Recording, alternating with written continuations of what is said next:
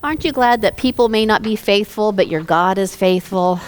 I'm so glad he doesn't break up with me every other week or, say he's found somebody different that he would like for them to serve. And I'm just so grateful for who he is. I'm grateful for all of you. If this is your first time here, thank you. God bless you for coming and worshiping with us. We hope that you decide to come again. If you're one of the faithful troops that keeps coming time and time again, we're grateful for you. And I want to thank you for all your prayers for my daughter during the birthing process. And I'm so excited I will get to see and introduce myself here come on Wednesday. So next Sunday, James will be taking the morning service, which he will do awesome, and Paul will take the evening service, and I know that he will do awesome. If you want to... Next Sunday is an important day for those that love football. So if you want to wear your football colors or your jerseys, feel free to do that. You will have at the end of service on Sunday night a little wristband that says Go Chiefs. So if you're a Chiefs fan and want to pick that up, you can. And we promise we'll get you out of here by 5:15. The kickoff, the show will start at 5:30. So please don't get a ticket on the way home, but you should be able to make the beginning. So, and if you haven't already picked up one of these Be the Light, these bright yellow pieces of paper, we would love for you to do that. Whether you decide to do one of them, all of them, or none of them, that's okay too. Just pray for those that are going to do all of them.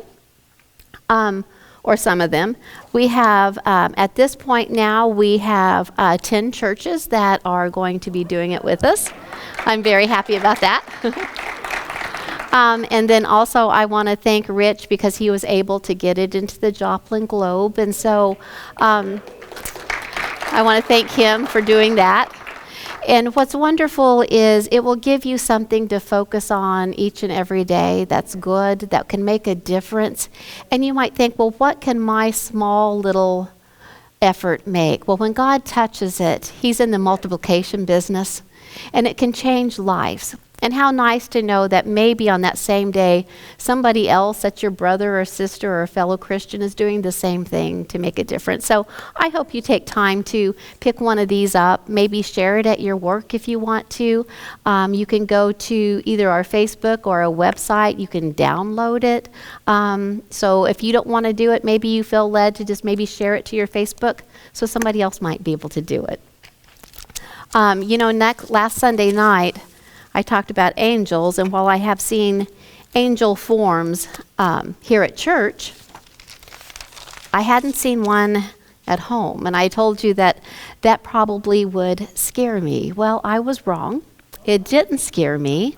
I did see one that night, and the message was what I needed, and maybe perhaps it'll be a message that will bring you encouragement too, and it was rest in the Lord. Rest is so important that even in the Bible, God wasn't tired. He doesn't get fatigued and wore out like we do, but it says that on the seventh day, he rested. And I think that he did that because if we're to be in his image and to mirror what he does, he was letting us know that it's important to have rest. But we all know that rest doesn't mean just stopping. That is a form of rest, but how many of you, myself included, we can sit perfectly still, and to the outsider, it may look like we're at rest. Oh, but if they could see what was going on inside of here. There's a tornado going on inside in here, and it's the furthest thing from rest. How many of you also know that if your calendar is filled up and it doesn't look like there's time for rest, but if you can get peace of mind, even though you're busy, you're at rest on the inside. Rest is essential for all of us, but a certain kind of rest. And God said that it's important to enter into his rest. It doesn't matter what age you are. You're involved with people, friends, co-workers, family members, and it can get a little overwhelming Because even if you don't have a lot of drama in your life, I guarantee you have a friend that does have a lot of drama. And you're concerned about them, you worry about them. And the best way that you can get rest, because a good friend is going to be that listening ear. A good friend is going to try to help them in a situation. But we've all been in situations where we can't do anything to change it. And so you can stay upset about them and praying and crying for them. But God says, if you'll enter into my presence, I'll give you rest and I'll work it out for them. But it's so wonderful to know that we have that opportunity to rest. So I'm going to tell you how we get to that rest. But first I want to give you a promise that Jesus said in the Bible that to me is one of the most comforting passages in the Bible. And that's found in the book of Matthew, chapter 11. And I'm going to read 28 through 30. Oh, well then I'm going to read it out of my Bible here. Jesus is talking to a group of people, and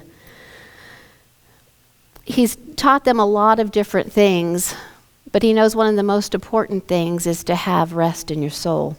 How many of you know that if a person is not at rest, their patience is a little short? They're quick to fly off the handle, and it's because they're stressed. But if you get true rest, that same person, it's almost like they go through a transformation. What used to upset them doesn't really upset them anymore. They're easier to be around. And so Jesus is talking to this group, and he's telling them, I want you to come to me. Don't go looking to somebody else. Don't look for a worldly thing to help. Don't look for your neighbor to help. I want you to come to me, all you who labor and are heavy laden. This, I think, is wonderful because he didn't say, only those that love me come to me. He said, I want everybody. Everybody that's heavy laden, everybody that has a burden, everybody that's looking at their future and saying, what do I do with my future? What is my career going to be? Am I going to be able to keep my job? How do I make this relationship work? What about my children? The path that they're going down is not right. What do I do? What about my friend that's talking about suicide? What about my bank account that keeps dwindling, and how am I going to make the utility bills? How am I going to feed my babies? All of those people, he said, I want you to come to me. I want you to come to me because you're laboring and you're trying to figure it out and you're trying to do things that you're not capable of doing. And it's heavy on you. And I'm going to give you rest. He says, because when you take my yoke upon you and you learn from me, I'm gentle. I'm not going to make you feel worse. I'm not going to say you don't deserve my help. But see, I'm gentle and lowly in heart, and you will find rest for your souls. How many of us, especially with things that go on in the world right now, we need some rest. And that's what Jesus wanted me to share today, is that you're trying to figure it out too much. You're carrying too many burdens on your shoulder. The world's too heavy right now. We can't carry the world on our shoulders, but the one that created it can. So if you're struggling and you can't find that peace, that happiness, have you gone to Jesus? Have you just sat down in his presence? Sometimes you don't even have to say a word. You just sit and be quiet, and you can feel him right there with you. He will lift those burdens off your shoulder. There's a time that in the Bible it says that there's a time for everything, and there's a time to fight, but there's a time to rest. And right now he says, I want you to rest. I've heard your prayers. I know what's going on. I just want you to rest in me now. It's God's desire for you to have rest for your soul and experience peace. A believer in Christ can receive all of his benefits. Have you never felt that peace in your life? Some of you from the get-go have had just a life of turmoil and frustration. And because of that, you've turned to other things to try to bring you peace. And while it may, for a moment, then when it wears off, then when the fun is done, you still have the same frustration, the same struggles. We look for things to give us peace. Well, it's not found in things. It's found in Him. He loves each of us. He has a plan for each of us. And sometimes we delay it because we try to figure it all out and make it work on our own. He says, I want you to rest. Give me your battles. Give me your frustrations. And you rest while I take care of this. In the Bible, when people were at a very dangerous junction in their life and they needed to do something to protect themselves, God said one of the strangest things. He said, stand still. Watch me work. That's kind of what He's telling us right now. Stand still. Watch me work. Watch what I will do in your life and in the situation. It's God's desire for us to be at peace. See, so you can have two people doing the exact same job, same responsibilities, same pay, but two different personalities. One can be stressed every single day looking at their to-do list, trying to get things done. Short-tempered, haven't got time to talk to you now, got to get this done, got to get this done. And then you can have another person, same to-do list, same responsibilities. And while they may be busy, it doesn't seem to bother them. It's almost like they sail completely through the day. In fact, at the end of the day, rather than being exhausted, they still have a little bit of energy left. They're ready to go out and have dinner with one of their friends. The other one can barely make it to the clock to punch out and drag to the car. Now, let's say that there's not a health issue there. Let's say they're both physically fit. What's the difference? Frame of mind. The way that they're thinking about their job. One may say, my job stresses me out so bad. I cannot believe the amount of stress I have at my job. It's not the job. It's what you're thinking about the job. It's what you're thinking about that situation. You might say, well, my family just stresses me out all the time. Can't even be around them. They just stress me out. I can't stand it.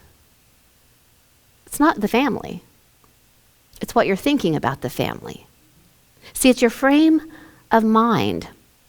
If you want to change what's going on and you want to lower your stress level, think about what you're thinking about. Do you wake up saying, oh, I got to go to work. There's so much that I got to do today. I just don't even think I can get it done. And already you've set yourself up for failure and a high stress level. How about if the believer says, God, I have a lot of things to do today. I'm going to need your favor. I'm going to need you to keep me focused and energized through the day. And I'm going to keep my mind on you. And before you know it, the day's over and you've sailed through. Why? Because you changed your thinking. See, that's what's awesome. You can change your complete world by just your frame of mind. And when you think about God helping you through the day and giving you favor, you might not be able to rest from activity, but you can rest in activity if you're resting in Him. That's awesome. Yeah, you'll still get tired because you're doing a lot of work, but you won't be mentally exhausted. You won't be stressed out. You won't be short-tempered. You'll have some energy left over when you get home to converse and fellowship with those that you live with. All in the way that you think about it. So he says, for you to have rest, to lower your stress, what are you thinking about in the situations of your life? Are you trying to do it all on your own and then hollering at me when you can't? Are you saying, God, go with me? And where I can't, I know that you can. See, really, it makes life so much easier. I would tell my daughter, when she was growing up and she tried out for a few things, I said, honey, if you're supposed to get it, because she would put her practice in, and I'd say, if you're supposed to get it and it's God's favor, you'll get it. But if not, there's a reason, and it may not have anything to do with your talent, but it may have to be with that's not where God needs you to be at this time in your life. So on the way to one of her cheer tryouts in the car, I heard her say, God, it's up to you. Pressure's off of me. If you want me to have it, I have it, and if you don't, I don't. And she did the same thing when she was looking for a job. And really then, it kept the stress level way down. If any of you know her, she's pretty easygoing. It takes a lot to rile her because she knows that she'll do what she can, but she knows that God's got it all in his hands. And that's a wonderful way to live. I promise your health will improve. Your brain your focus will clear. You'll have a little bit more of a lift in your step when you walk, knowing that God really is taking control of it. You don't have to keep tugging at him. He says, I want you to rest, and I'll take care of this. But this is something that believers know. This is a promise to believers. It's promised to people that will hear the word. See, they had to be in that crowd to hear Jesus say, come to me, all you who are heavy laden, and I'll give you rest. See, if you weren't in that crowd, you didn't hear that message. So, while I'm saying it is for everybody, they have to hear that word. They have to know that Jesus is the one that can give them that rest. It's what we think about that either causes us to rest or get stressed out. It says that in Psalm 62:1 that my soul finds rest in God. There's your answer. If you're looking anywhere else, you're not going to find your rest. He says, my soul finds rest in God. He says, if you abide in me and him in you, then you will find rest or peace of mind. When you know that he's your source, then you can rest. So he says, when you're abiding in my presence, that means I'm abiding in everything in your life. You just have to let me in. He's there to help. He's there to guide you. He's there to be your biggest supporter, your cheerleader, your protector. But you have to open up your mind and let him in. Your spirit can be at rest even if you're not able to physically rest. God brought our rest to the earth through Jesus. And if we aren't at rest, then our faith tank runs low. If you're not at rest, you don't find comfort in his promises because your mind's too busy trying to figure out things. And then when your mind's so busy trying to figure out things, the devil likes to say, yeah, you've got to figure this out because, God's let you down time and time again. You've prayed and he hasn't answered it, so it's all up to you. And if he doesn't do it, it's all up to you. So when you're stressed, your faith tank runs low. When you have faith and you say, God, I don't know how, and here's how I would like for it to work out, but I know however it works out at the bottom of it, it's your will for my life. It's what I need to be going through at this time, so I'm going to rest in you. See, when you do that, your faith goes up and your stress level goes down. That's a win-win situation. It affects everything in our life. In Jeremiah 6:16, it says to ask where is the good or the right way, and then walk in it. And then you'll find rest for your soul. So your choices affect your rest. If you make bad decisions are going to come to you, and you're going to have some stress. But God says, before you make a decision, look for the right way, walk that way, and you're going to have rest for your soul. Even if it's a difficult path, you're going to have rest for your soul laying down at night going, you know what? That was a hard decision, but I felt that's what God wanted me to do. And you'll have blessings in that one. Those who obey will find rest in their soul. In Exodus, God said to the children, us included, that he will go with us. How nice is it to know that sometimes in your life when you feel all alone, you feel like you're the only one, you feel no one understands, no one's in your corner, everyone's walked away. How nice is it to know that God said, I'm never going to leave you. And I'm going to be right there with you. I'm going to guide you. Lean on me. Let me give you rest. Sometimes we have to go through difficult situations. And if you've ever been with a friend and you've had a bad situation, haven't you ever said, I just want you to listen. I just want you to listen. Because you're not going to have the answers. You're not going to be able to figure it out. I need you to just listen. And there's something comforting about knowing that somebody's just listening. Other times I've been in situations where nobody talked.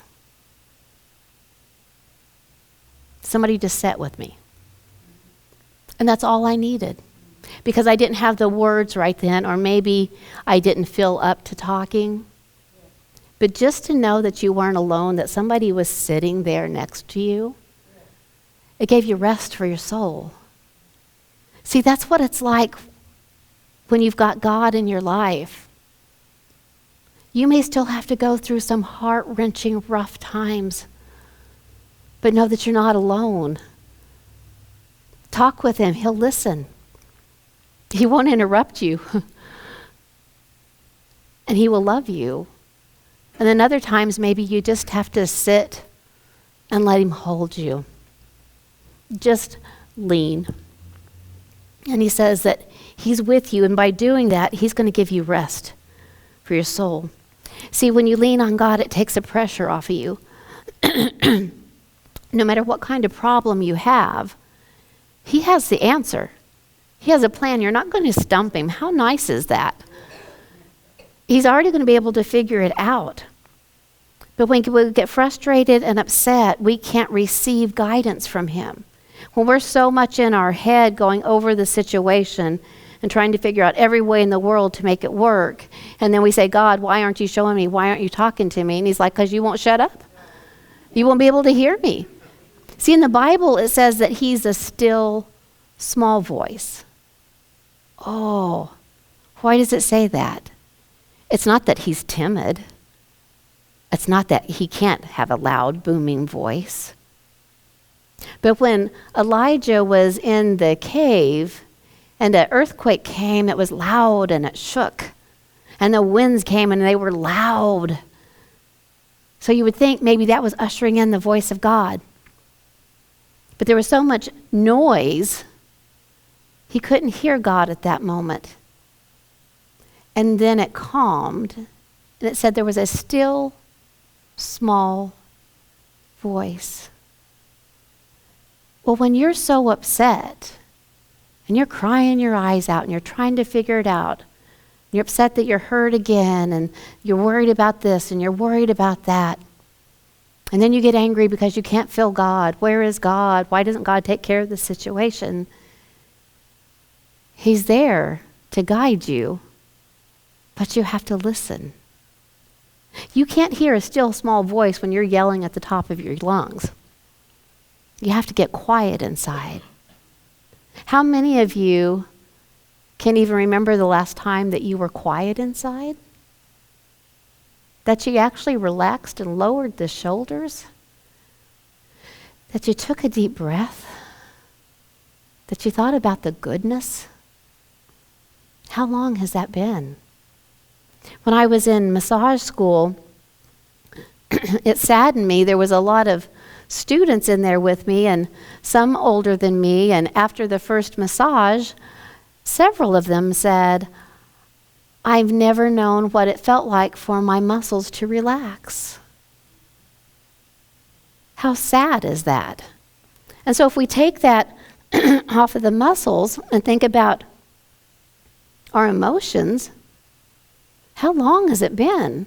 Or do you even know what it feels like to actually be at peace? The way that I'm at peace a lot is I get out in nature.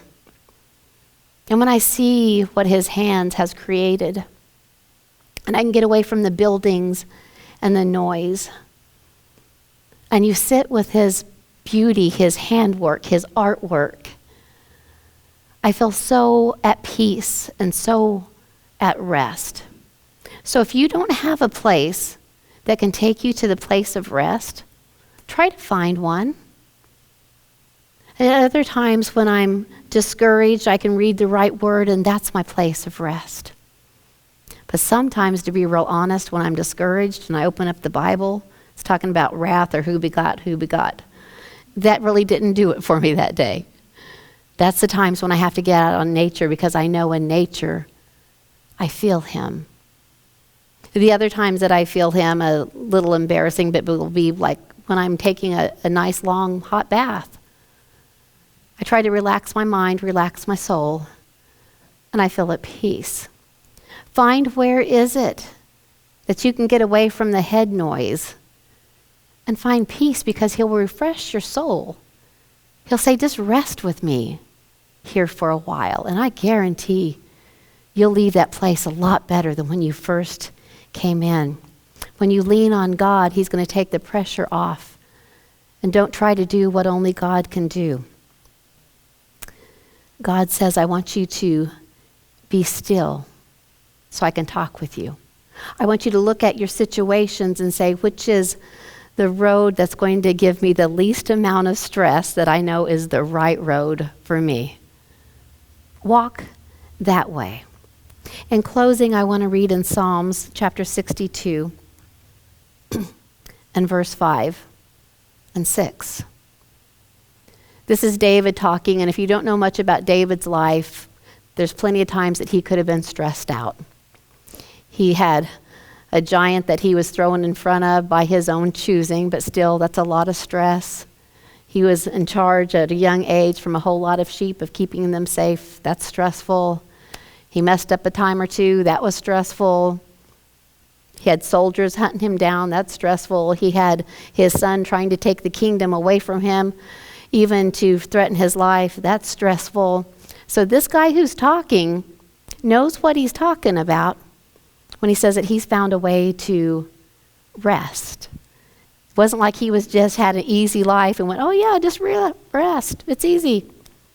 But he says, my soul waits silently for God alone, for my expectation is from him. In other words, he's learned, I can only do so much, God. So I'm waiting on you to do what only you can do. He only is my rock and my salvation. He is my defense, and I shall not be moved. When you know who you are in Christ, when you know that he is your anchor and he is your rock and he is your protector, when you know that he is the one that loves you most, then you can rest. When you don't know that, when the devil's told you that you're a failure, that God hates you, that nobody's going to love you, that you're never going to amount to anything, you're never going to have rest in your soul, because you're believing a lie. When you know who you are in Christ, when you know that God loves you, when you know that God wants the best for you, then you can rest. So in closing, Renee's going to sing, I Need to Be Still. And when you leave these doors, the real world's going to meet you. You're going to have the obligations. You're going to have the responsibilities. You're going to have the same situations. But for this moment, while you're here, why don't you take the opportunity to rest in his presence, to let him refresh you, to let him take the burdens off your shoulder, so that when you do go and meet the real world again out there, you'll feel more rested inside.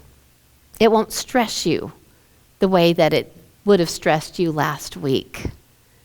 So as she sings this wonderful song, I'm inviting you to just be still, to just rest and lean upon him. God bless you.